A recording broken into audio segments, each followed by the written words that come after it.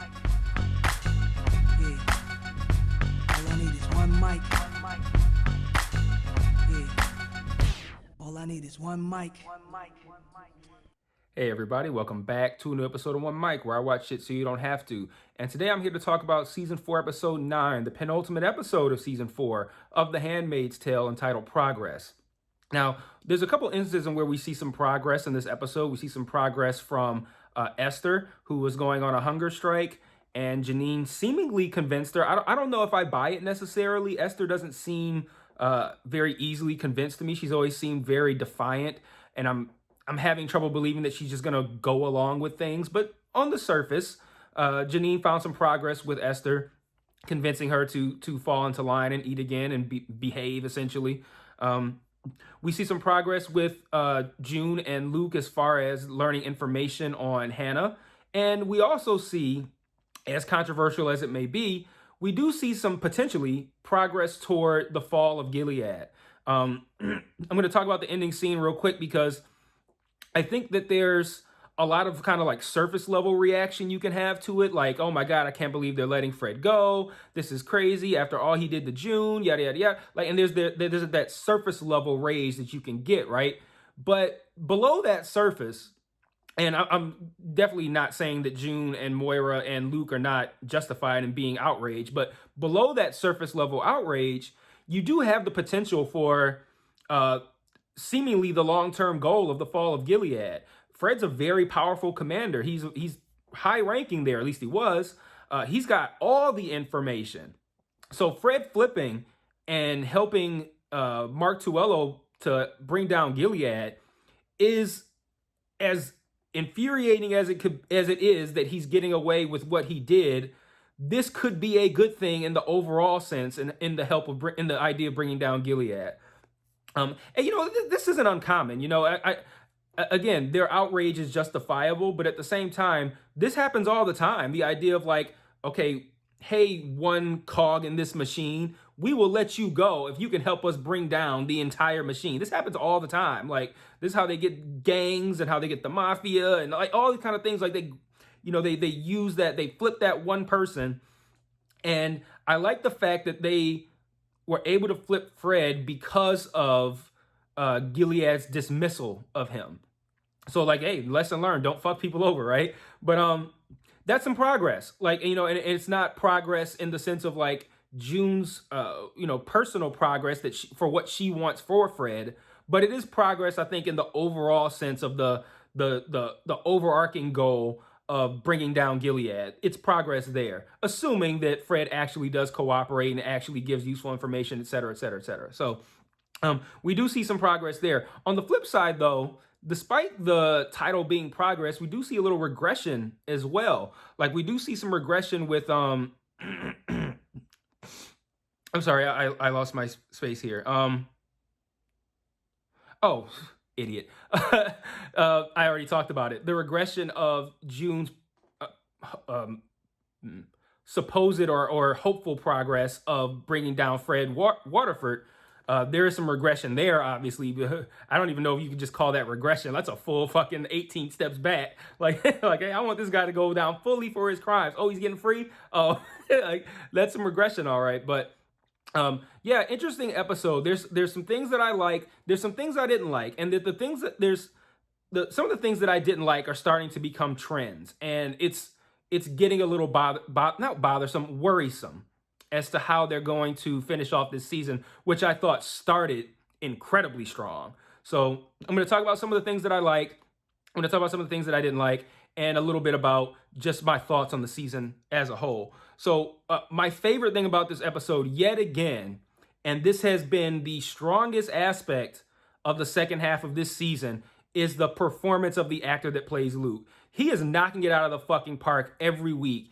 And the scene where he comes in and suggests to June that she should go see Nick to get information on Hannah was fucking incredible. Like, this guy is, again, showing 18 different layers of emotion on his face in these scenes. And it's absolutely incredible. And you think about the complexity here, the idea of this is a guy who is married to this woman, but is not just going along with, but actually suggesting that she go meet with the other man that she fell in love and had a kid with.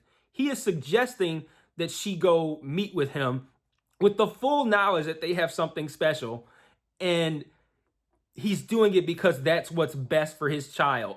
And the looks on his face of like, his face never matched his words. His words were a very mature approach, like this is what we should do. It's what's best for Hannah. But his face conveyed this is the most difficult thing I've ever had to say in my life. And then when she finally meets with Nick, she's all cuddly with him. We should have went to Hawaii. They're making out, and I feel bad for Luke at this point. And that's so interesting to me because Luke was such an afterthought for the majority of this series. Like we see him in flashbacks, or we see him now and then in Canada, but you know, he's been such a kind of like, okay, what the fuck's Luke here for kind of character, right? But you know, at this point, I feel bad for the guy. Like, you know, his wife comes back. He's, you know, she comes back without his child. He's done all this, you know, research on Hannah, which we find out in this episode. I'm going to talk about that more in a second. I don't want to lose my place here. But, you know, he's done all this research on Hannah. Hannah's not there. He's been trying. His wife comes back. She treats him like shit. She rapes him. She goes to, and then she goes to, and he still has to, because he is a mature and loving father and husband, he sees that the best way to the best means to this end is to suggest that she go meet with the other man. The amount of strength it must take for him to do that, and the way he conveyed it on his face alone, ooh, fucking incredible, this guy. Like and you know, he does a great job of kind of like balancing, like he seems almost kind of like timid and soft, but at the same time, he's showing so much like kind of like withheld emotion and choked up emotion because of all the really difficult things he's had to contend with, but he can't, you know, say anything or do anything because at the end of the day, his wife went through 10 times worse shit, right? So, oh man, he's so fucking incredible in the second half of this season. Like, you know, everyone talks about Elisabeth Moss, but man, he is fucking crushing this second half of this season. And I hope that he gets some love, man, because this guy, what an incredible performance by him again. And then, what I wanted to go back to, the idea of him, you know, having done all this research on Hannah. I love the fact that he said, you know, she's like, you did all this? Kind of like, I felt like June was speaking for the audience, because I feel like the audience the whole time has been like, what the fuck's Luke been doing? But like, you know, I feel like she was speaking for the audience, like, you did all this, and he was like, every day I could have done more. And that gave me very Oscar Schindler vibes. Like, if you've seen Schindler's List, you know what I'm talking about. I thought that was an incredible response. So yeah, that guy, I really wish I knew how to say his name, but he's fucking crushing it. I also like the phone call with Commander Lawrence. There was a lot of good points made in that. Well, I won't say good points, but points that are worth discussing. You know, I said back when I think they raised this issue in like maybe early, like episode 1 or 2, the idea that the kids don't even want to be with their actual parents and that to them, Gilead is their home and they're treated well. And the show kind of left that alone up to this point. And I really thought that was interesting. I was hoping they were going to go more into that, but we haven't seen that at all. We haven't seen these kids kind of, you know, not, you know, kind of like not mixing with their birth parents and longing for their homes in Gilead. I feel like that would have added a lot of depth and complexity to the show, and they haven't done it. But Commander Lawrence talked about that, and he raised the point of like, you know, this is what you want, but is this really what's best for Hannah? And I thought that was a really interesting point to make. And then he offers in exchange for Hannah to bring back some of those kids, and kind of brings back that point. Like, these kids, they don't want to be there. They want to be here. And I like that. I like that topic. And I wish they tackled it more this season, because that's really interesting to me. And I think that could have made for some really strong emotional moments for even like characters that aren't even, you know, well known or anything like that. So there was a lot they could have done there. I also liked how, you know, I talked about Fred earlier, and I said, you know, don't fuck people over. I like how Gilead's indifference towards someone who was so pivotal in their uprising, ascension. Someone who was so pivotal in their ascension is basically they're turning a blind eye toward this guy. And I like how that's ultimately should come back to bite them in the ass. He wouldn't have flipped if they, showed him any kind of love. But they did the literal worst thing you could do and hit him with motherfucking thoughts and prayers. Like, man, I bust out laughing. I bust out laughing with that because I know they knew what they were doing when they put that phrase in there. Because they know that we are so sick of that shit. Talking about some fucking thoughts and prayers after all these fucking, kids getting shot in schools and shit like that. And people are like, what are we going to do about the gun violence and all this kind of shit? And we talk about some fucking thoughts and prayers. Like, okay, so absolutely fucking nothing. And like, so that's what they hit him with. And I don't know, like I said, lesson learned. Don't fuck people over, man. I keep looking at my notes over here because I have kind of a lot and I don't want to miss anything. And I also don't want to make this be a really long video. But my favorite moment though, and this was a funny moment. It's not like my favorite moment from a analytical kind of like looking at this as a review and like picking apart the episode. My favorite moment is Luke suggesting to June that she go see Nick.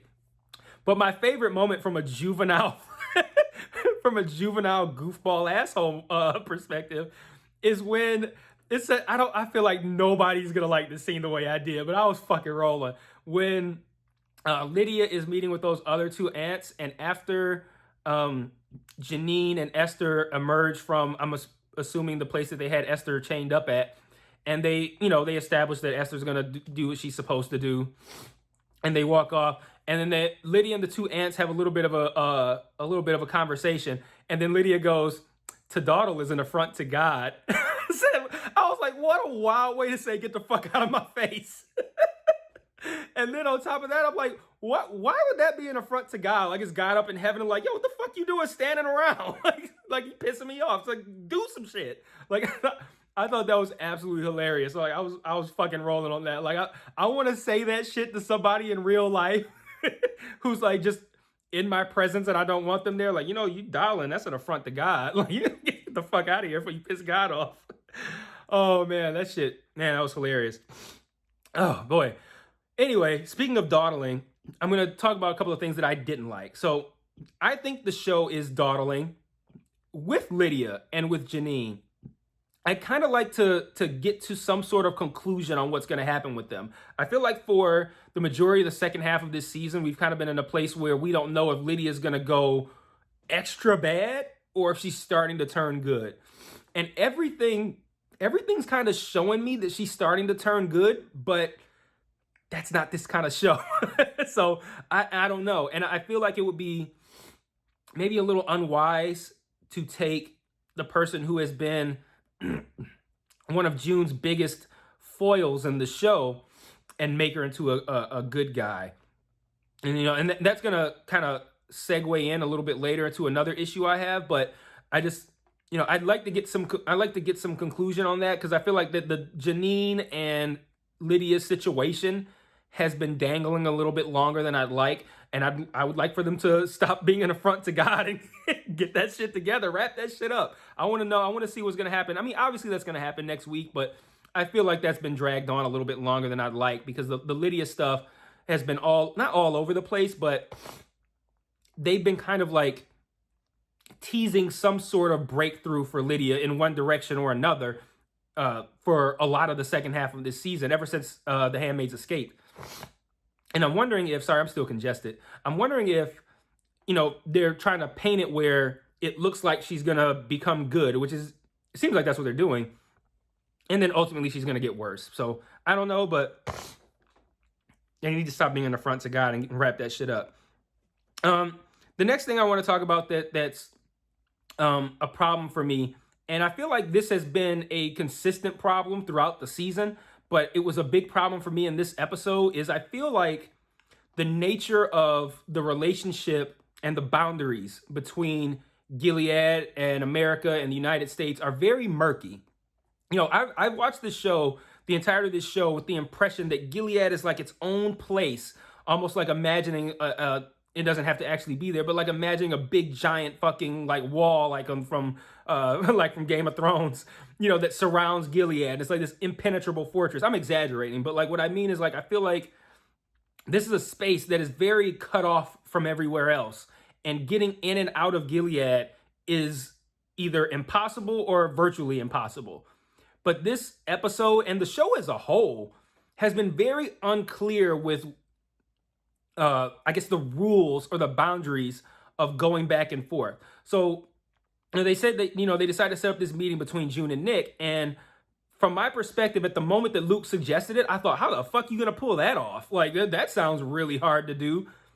And then in the next scene, she's meeting with Nick, and I'm like, okay, so I feel like this should have been a meeting that is very hard to pull off, very difficult. They're meeting in secret, like they got June's got the Secret Service people there with her, but like this is a very the meeting gives me very secretive vibes, right? Which of course is going to translate to me as this is a meeting that should not be happening. This is something that is difficult to pull off. This is a risk, all of that.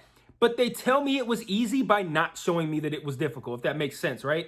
So like if you say, hey, you should meet with Nick, and I'm thinking that sounds like that's going to be hard. And then the next scene they're meeting, it's like, okay, well, was this not hard at all? Nick just go stroll into Canada and it's easy. And that doesn't make sense to me. But at the same time, they didn't tell me it was difficult. They didn't show me it was difficult. They didn't even give me the satisfaction of a difficult phone call. Like it's like, okay, Mark Tuello pulled this off, but we don't even see that. At least we see him with his like little FBI phone or whatever the fuck he had when June talks to Lawrence. So we could see that, but like I didn't like the fact that June and Nick within the show were so easily able to meet, but the show is also trying to tell me that it's difficult. So like the murky nature there between being able to go from one place to another, that dynamic being unclear to me, I don't like. I've talked about this on a number of other videos that I do on other shows. I don't like murky rules. Like I feel like I need to know the rules so I can understand the stakes. And if you don't show me how difficult it is for them to meet, to me that means it's easy then. But then you're also showing them like feeling very secretive, and it's like these things aren't mixing together.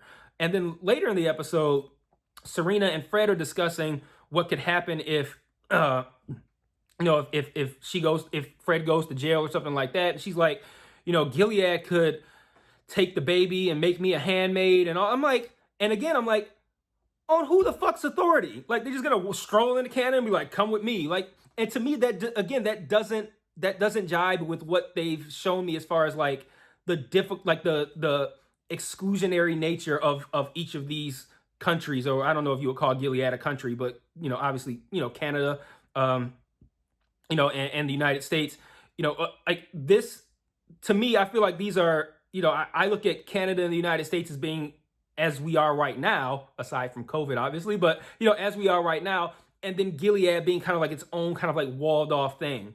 And these nations or whatever the fuck they're called are at war. And I just don't see how Gilead can just be like, yeah, Serena, you're coming with me, and so is the baby, and we're gonna make you a handmaid. Like, you just gonna stroll into Canada and get her? Like, that relies upon Canada willingly handing her over. At least from my perspective, it does. Now, if I'm wrong and Gilead people and Canada people could just stroll back and forth into each place, I mean, that's not what I've been shown so far. But I mean, if that's what they're trying to tell me, whatever. But I feel like that's very unclear and very murky, and I don't like not understanding the rules because that doesn't help me feel the stakes. So I didn't particularly care for that. I also didn't care for the goddamn close-up shot of June's fucking face for the 8 millionth fucking time in this season either. And it feels pretentious at this point. Why is every episode that Elisabeth Moss directs have a long ass shot focused on her face? Like, that shit is so fucking played out. Like, stop doing that. Like, it is played the fuck out. It's not even that deep of a shot. Like, it's not like someone I'm just like, oh my God, this is so amazing. Look at her eyes. Look at her. It's not. It's not as deep of a shot as they think. And it's definitely not deep when you do it 86 fucking times in one season. Like, they opened it up. Immediately I was pissed off. Like, really, we're gonna do this again? The close shot of her face for the 80 millionth time? Like, oh God. And then the last thing that not really irritated me, but it's kind of like a minor, like a slight observation, is that I feel like, and I posed this question after June got to Canada successfully, whenever episode that was, we'll say 5, when I did the video, I said, I'm curious to see where they take this show because it's a risky move to put your protagonist so far away from her antagonist, that being Lydia and Fred and Serena, where they can have virtually no contact. And so everything we've seen in this show to this point, where June is essentially always at risk of something terrible happening to her. That threat's been removed now that she's in Canada, and Fred and Serena are locked up, and Lydia's still in Gilead. That threat's been removed. So how do you maintain that feeling of that foreboding, kind of like anything fucked up could happen at any time? And now that we're arriving at the finale, it is gone. Like I maybe I'm alone here, but I feel like the second half of this season has had some incredible moments, but overall has been less compelling than the rest of the series to this point. The first 3 seasons and the first half of the fourth. This half is not nearly as compelling as the rest of this. And that's what you do. That's the risk you take when you separate, when you remove the conflict. That's the best way to put it. When you remove the conflict. The central conflict is June versus Gilead. And now that's not there anymore. So you spend a lot of time with court cases and custody shit and meetings and it's like, okay, this on paper felt like this was a strong 5 episodes to you to I don't know. I feel like it was a poor decision on the show's part, maybe, to have June exit Gilead so early. Like, I feel like that should have either been this episode or the next one, where it's like, maybe you decide, hey, let's close out the season on a high note and have her safely be in Canada, and then we can do our close-up shot of her face for the 80 million fucking time. That was one of the times they did it too, when she stepped off that boat. So, all in all, I felt like this episode had some really high highs with like Luke, with like Fred and Serena, and with with dawdling being in the front to God. Like, and I liked seeing Esther again too. Like, I was really like upset. Like, why don't we have Esther anymore? Like, I thought Esther was super interesting, and I was hoping she was gonna come back, and she did, but she didn't get to do much. But it had some really high highs, but it also had some, I don't want to say really low lows. The only thing that really irritated me is the shot of her face thing, them doing that over and over. But the murky nature of the relationship between the nations is not, it's not something that I would consider like a bad, like oh, this is a really bad thing about the show, but it's something that bothers me. And there's a lot of things that bother me in this episode as well. So I look forward to hearing from you guys in the comments. Like, how do you feel about this episode? How do you feel about the season to this point, arriving at the finale? How do you feel about Luke? Like, I feel like no one ever talks about Luke, but I've been the only person sitting here in front of this camera for the second half of this season talking about how great of a performance this guy is doing. Like, how do you feel about Luke? And how do you feel about this whole situation with Fred, essentially flipping and getting away with essentially everything that he did in order to use his information and his knowledge to help bring down Gilead? Because I look at it as, like, at the end of the day, a fairly, I don't want to say justifiable, but understandable situation. Like, it's realistic. Despite how much any parties involved may not like it, that's very realistic to instead of taking this one guy down in order to help June, one person, let that one guy go if you can bring down the whole fucking system. And I feel like it's a little short-sighted to be like, oh, I can't believe Fred is getting away with this. Like, well, okay, well, what if Fred can help bring down all of Gilead? Now nobody gets away with it. Now everybody's caught up. Now nobody gets raped or no one's handmaids. But like, I feel like it's very short-sighted. So like, am I being too much of a dick here, or am I being too pragmatic about it? And I should be more, just like, this is terrible for June. So I'm curious to see, what do you think is going to happen in the finale? There's a whole lot of loose ends to tie up. So drop all that shit in the comments, and I'll see you guys next week for the finale. Peace.